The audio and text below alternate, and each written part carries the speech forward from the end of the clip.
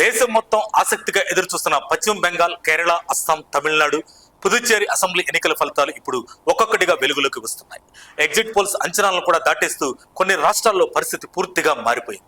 ముందుగా తమిళనాడు విషయానికి వస్తే ఇక్కడ అసలు సెన్సేషన్ జరుగుతుంది.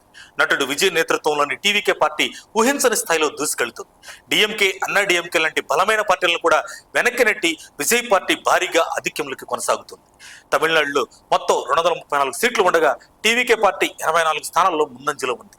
అదే సమయంలో డిఎంకే 72, అన్నా డిఎంకే 74 స్థానాల్లో అధికంలో కొనసాగుతున్నాయి. అంటే తమిళనాడులో త్రికోణ పోటీతో పాటు విజయ్ హవా స్పష్టంగా కనిపిస్తుంది. ఇక పశ్చిమ బెంగాల్ విషయానికి వస్తే అక్కడ అసలు పోటాపోటీ జరుగుతుంది. మొత్తం 233 సీట్లకు గాను భాజపా 144 స్థానాల్లో, తృణమూల్ కాంగ్రెస్ 133 స్థానాల్లో ఆధిక్యంలో ఉంది. అంటే బెంగాల్లో బీజేపీ వర్సెస్ టీఎంసీ మధ్య గట్టి పోరు కొనసాగుతుంది.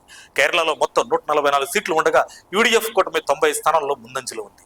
ఎల్డీఎఫ్ 41, ఎన్డీఏ 4 స్థానాల్లో ఆధిక్యంలో ఉన్నాయి.